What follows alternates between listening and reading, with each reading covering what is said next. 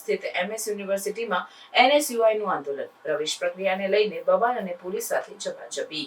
વડોદરા સ્થિત મહારાજા સયાજીરાવ યુનિવર્સિટી ફરી એકવાર વિવાદના કેન્દ્રમાં આવે છે. તાજેતરમાં NSUI દ્વારા યુનિવર્સિટીની પ્રવેશ પ્રક્રિયાને લઈને ઉગ્ર આંદોલન કરવામાં આવ્યું હતું, જેણે જોતજોતામાં ઉગ્ર સ્વરૂપ ધારણ કરી લીધું હતું. NSUIના કાર્યકરો અને વિદ્યાર્થીઓનો એક મોટો સમુદાય MSUમાં પ્રવેશ પ્રક્રિયા સંબંધિત કેટલીક માંગણીઓ સાથે આવેદનપત્ર સુપરત કરવા માટે યુનિવર્સિટી હેડ ઓફિસ ખાતે પહોંચ્યા હતા. ત્યારે વાઇસ ચાન્સલર ધનેશ પટેલને આવેદનપત્ર આપવા પહોંચેલા વિદ્યાર્થીઓ અને યુનિવર્સિટી સત્તાવાળાઓ સાથે આંદોલનકારીઓ વચ્ચે વાતચીત નિષ્ફળ જતા વાતાવરણ તણાવપૂર્ણ બન્યું. આંદોલનકારી વિદ્યાર્થીઓએ સૂત્રોચ્ચાર શરૂ કર્યા અને યુનિવર્સિટી પરિસરમાં ઘૂસવાનો પ્રયાસ કર્યો. આ દરમિયાન પરિસ્થિતિને નિયંત્રિત કરવા માટે હાજર પોલીસ દળ અને વિદ્યાર્થીઓ વચ્ચે ઘર્ષણ થયું. પોલીસ અને વિદ્યાર્થીઓ વચ્ચે શાબ્દિક ટપાટપીથી શરૂ થયેલી વાત ઝપાઝપા સુધી પહોંચી હતી. ત્યારે પોલીસની વારંવારની હાજરી એક મોટો પ્રશ્ન ઊભો થાય છે. આ ઘટનાએ યુનિવર્સિટી કેમ્પસમાં પોલીસની વારંવારની દખલગીરી અંગે એક મોટો પ્રશ્ન ઊભો કર્યો છે. છેલ્લા કેટલાક સમયથી MSUમાં નાના મોટા વિવાદોમાં પોલીસને બોલાવવાની અથવા પોલીસની હાજરી અનિવાર્ય બનતી હોય તેવું ચિત્ર ઉપસી રહ્યું છે.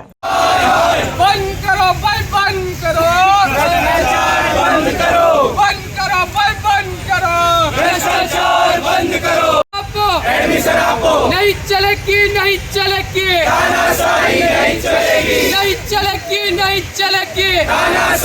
આજ રોજ NSUI દ્વારા હેડ ઓફિસ ખાતે VC સરને આવેદનપત્ર આપવામાં આવ્યું, જેમાં માંગ કરવામાં આવી કે જે વિદ્યાર્થીઓ કોમર્સ ફેકલ્ટીમાં ભણવા માંગતા હોય તે તમામ વિદ્યાર્થીઓને MS યુનિવર્સિટીમાં એડમિશન મળી રહે.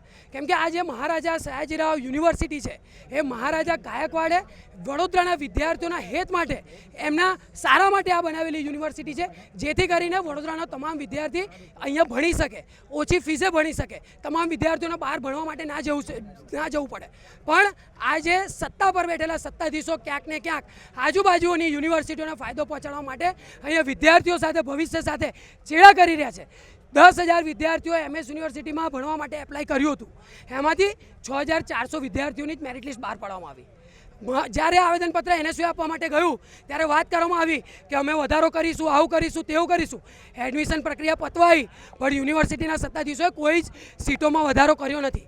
આજ રોજ NSUIએ જે MS યુનિવર્સિટીમાં જે વિદ્યાર્થીઓ 12મા પછી ભણવા માંગતા હતા તેમના વાલીઓ સાથે આજ રોજ વિરોધ પ્રદર્શન કરીને આવેદનપત્ર આપ્યું છે અને VC સાહેબને કીધું છે કે જે બી વિદ્યાર્થીઓ અહીંયા ભણવા માંગતા હોય તે તમામને MS યુનિવર્સિટીમાં એડમિશન મળવું જોઈએ, અને જો એડમિશન નહીં મળે તો આવનારા દિવસોમાં NSUI ઉગ્રથી ઉગ્ર આંદોલન કરશે અને VC સાહેબના ઘરે જઈને પણ વિરોધ પ્રદર્શન કરશે.